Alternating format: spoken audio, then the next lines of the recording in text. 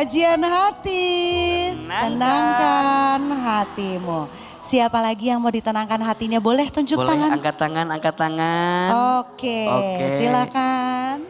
Assalamualaikum warahmatullahi wabarakatuh, Pak Ustadz. Waalaikumsalam warahmatullahi wabarakatuh. Pak Ustadz, Temesya, dan jamaah semua yang hadir di sini. Perkenalkan, saya Hesti. Saya seorang single mom dengan satu anak perempuan yang kini berusia 3 tahun. Saya menikah di tahun 2021, Pak Ustadz. Dan selama pernikahan itu saya memiliki sosok suami yang sangat baik, lembut, dan selalu memuliakan saya sebagai istrinya. Pada tahun 2022 saya sempat hamil. Namun pada saat itu Allah menguji kami dengan keguguran di kandungan saya yang berusia 3 bulan. Tapi alhamdulillah beberapa bulan setelahnya Allah memberikan kami kepercayaan lagi. Saya hamil kedua. Hamil kedua sehat, lancar, alhamdulillah sampai persalinan di tahun 2023. Namun Ustadz, di tahun yang sama suami saya divonis tumor testis.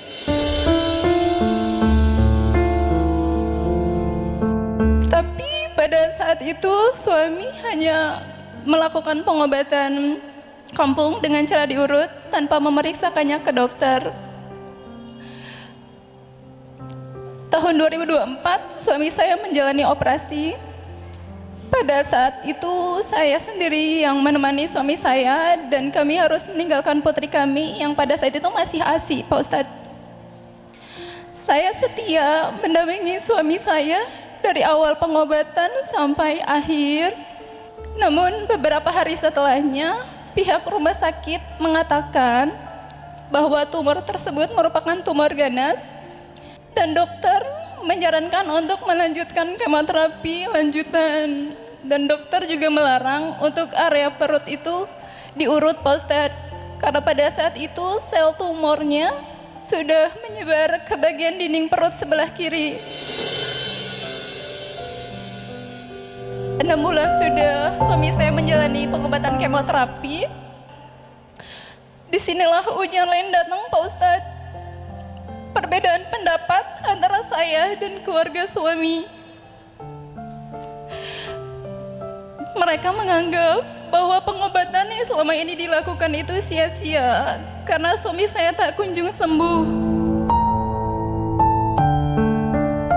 Oke, kemoterapi ke-8, perbedaan pendapat semakin memuncak. Ya, dimana saya yang mendampingi suami saya dari mulai pengobatan awal meyakini bahwa penyakit tersebut merupakan penyakit medis sesuai dengan rekam medis yang ada.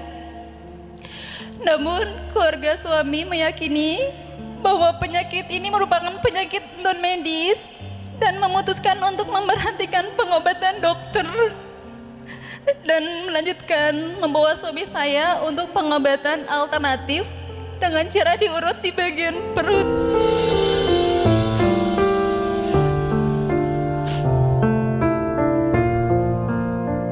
Pada pengobatan alternatif pertama, Pak Ustadz, saya melihat sendiri suami saya diurut di bagian perut. Beliau berteriak kesakitan. Pak Ustadz, saya sudah coba menjelaskan bahwa tindakan tersebut sangat dilarang oleh dokter karena bisa menyebabkan penyebaran sel tumor lebih cepat.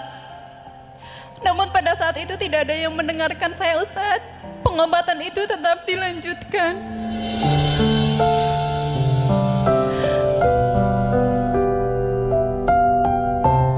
Kondisi suami saya terlihat sangat cepat perbedaannya dan sangat menyedihkan, Pak Ustadz.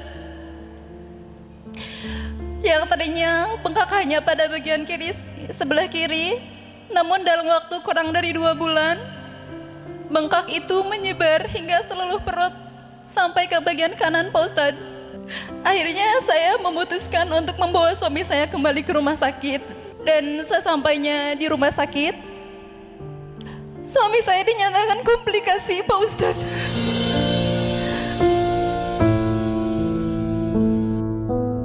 Sel tumor sudah menyebar ke bagian dada.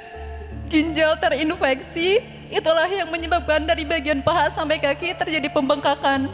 Hingga pada akhirnya, tanggal 5 Juli 2025, pukul 10 pagi, suami saya meninggal di hadapan saya, Ustadz.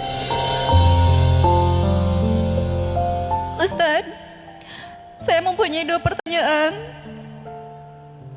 Yang pertama, sampai saat ini selalu muncul rasa sesal terhadap diri saya sendiri. Kenapa dulu saya tidak bersikeras untuk tetap melanjutkan pengobatan medis? Mungkin suami saya sampai saat ini masih bisa bertahan. Kalaupun Allah berikan umur yang pendek untuk suami saya, mungkin suami saya tidak akan meninggal dalam kondisi yang seperti itu. Berdosakah saya, Ustadz, jika saya merasa menyesal atas ketentuan yang telah Allah berikan untuk hidup saya? Bagaimana caranya saya bisa ikhlas dan berdamai dengan keadaan? Yang kedua, Pak Ustadz, saya tidak ingin memutus tali silaturahmi, tapi setiap bertemu dengan orang yang telah memfitnah saya, hati masih terasa sakit, Pak Ustadz. Apa hukumnya jika saya memutuskan untuk menjaga jarak dengan orang tersebut? Dan apakah fitnahnya perlu diklarifikasi atau saya cukup diam, Ustadz?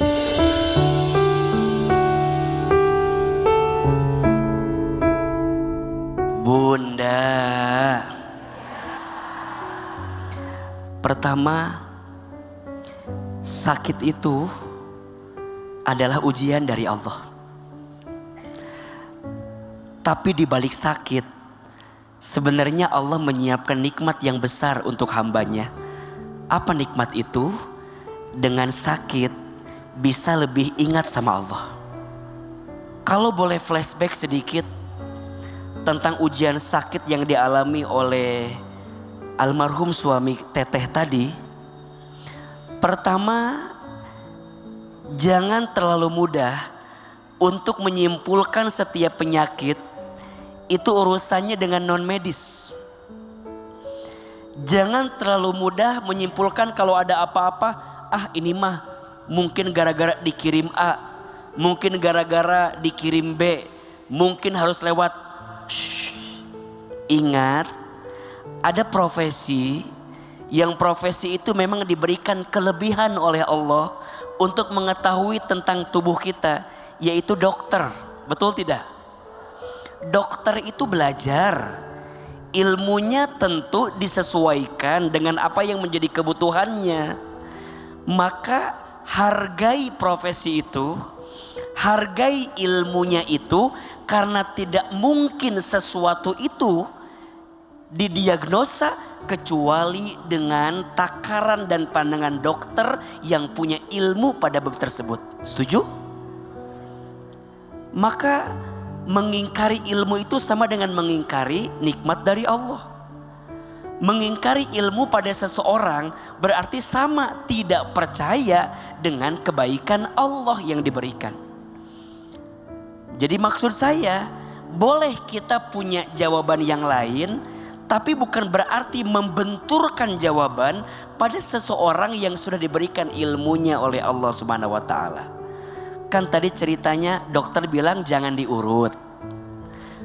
Pasti dokter menjawab itu kan punya diagnosanya, tidak sembarangan. Ini malah kemudian melakukan sesuatu yang dilarang oleh dokternya. Bahaya atau tidak? Tapi apa daya, semua sudah berlalu. Kehilangan suami jangan disesali. Karena kematian itu yang paling tahu waktu terbaiknya siapa? Allah. Kita gak bisa milih kapan orang yang kita sayang harus tetap ada dan kapan dia harus tiada. Maka Teteh jangan pernah merasa menyesal karena wafatnya seseorang bukan karena sakit atau tidak sakit, tapi wafatnya seseorang karena waktunya sudah selesai, sehingga Allah mengembalikan dia kepada tempat terbaiknya. Doakan dan terus kirimkan doa-doa terbaik kepadanya. Untuk kita agar terhindar dari penyakit, coba diamalkan ayat kursi. Jangan tidur di malam hari kecuali diawali dengan membaca ayat kursi. Salah satu fadilah ayat kursi itu adalah menghindari kita dari gangguan penyakit yang tidak mendatangkan sesuatu yang baik untuk kita. Menghindarkan kemadorotan, menghindarkan penyakit, menghindarkan gangguan dari jin. Maka perbanyaklah baca ayat kursi, terutama sebelum tidur di malam hari. Pertanyaan kedua, kakak sekarang masih ngerasa belum ikhlas dan ingin masih menjaga jarak dari keluarga besar suami yang pernah memfitnah kita. Boleh saja. Menjaga jarak itu bukan memutuskan silaturahmi, tapi menjaga jarak itu menjaga hati agar tidak tersakiti berkali-kali. Tapi menjaga jaraknya bukan karena benci, tapi karena hati butuh waktu untuk bisa kembali lagi. Dan pesan saya untuk siapapun, jangan mudah menyakiti hati orang lain. Untuk keluarga besar juga apalagi, jangan mudah menyakiti pasangan dari keluarga kita. Karena kita nggak tahu, yang paling tahu tentang pasangan kita siapa? Orang terdekat kita. Banyak orang yang ikut campur dengan urusan terdekat, tapi lupa menghadirkan kebaikan dari orang terdekat. Semoga ada hikmah dari ini semua. Amin. Ya Rabbal Alamin.